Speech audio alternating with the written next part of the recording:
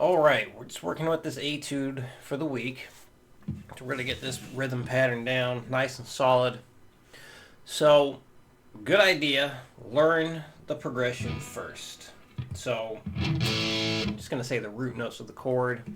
So, we're just going A, G, F, E, F, G, A, B, C, D, C, B. So kind of going down, up, and then working our way back a little bit. So start with the A, go to the open E, back to the A, up to the D, and then back down to the B.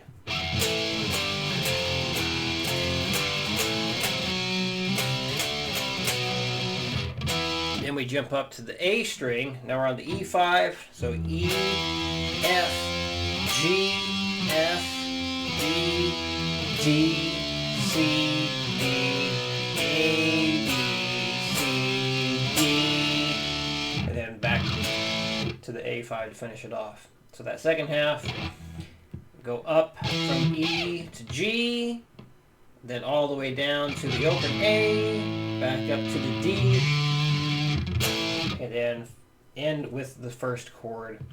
E, F, G, F, E, D, C, B, A, B, C, D. So yeah, definitely get that down to help you out, because you don't want to be, guessing where to go when you're working through this whole thing. So A, G, F, E, F, G, A, B, C, D, C, B, E, F, G, F, E, D, C, B, A, B, C, D, A. So starting out here, use Guitar Pro's percentage feature to help you get started. I would start at 50% speed.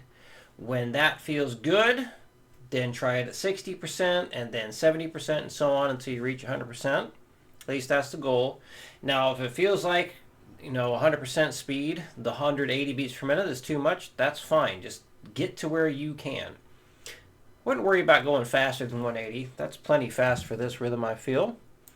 But yeah, let's play through it at 50% speed. Let's start with that.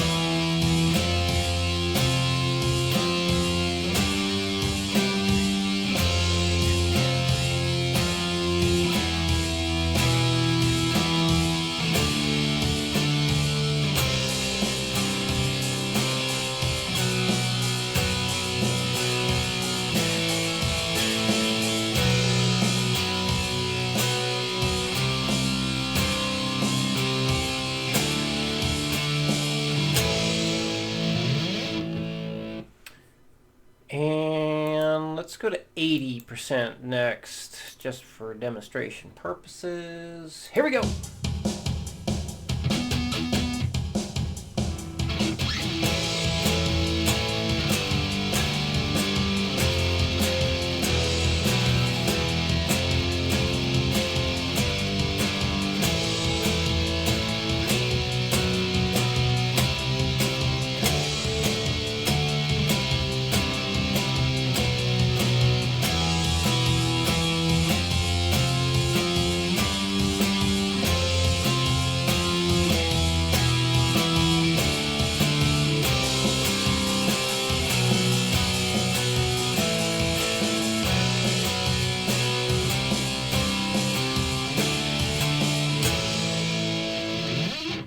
And 100% speed.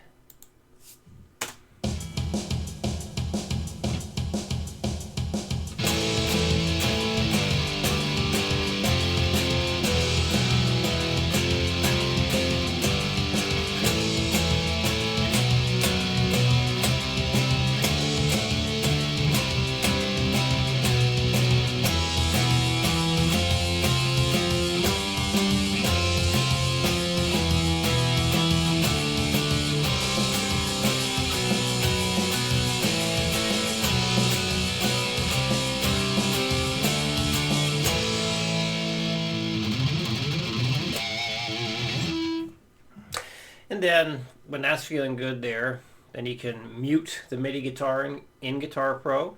And then when you feel okay with that, try muting the bass next. And then when you're feeling solid with just the drums, try it with just the click once more.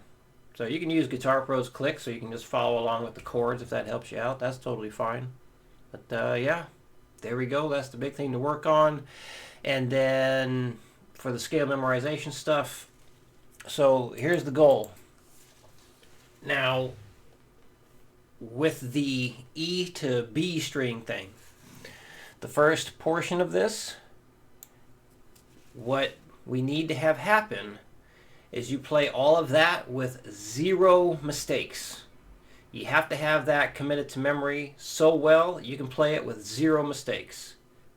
And then you got to get the other half, be able to play that with 0 mistakes.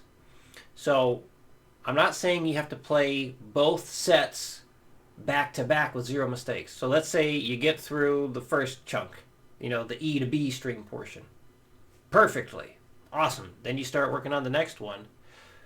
Well, let's say you make a mistake somewhere over here. Just keep working on the new part. You don't need to go back to the other one and get that perfect and then into the next chunk. Just think of it like you got 2 parts. Part 1, get that perfect. Part 2, get that perfect. So if you make a mistake in part 2, you don't have to go back to part 1 and start all over again. Just keep getting part 2. So I hope that makes sense. Any questions come up, let me know. I will see you again next week.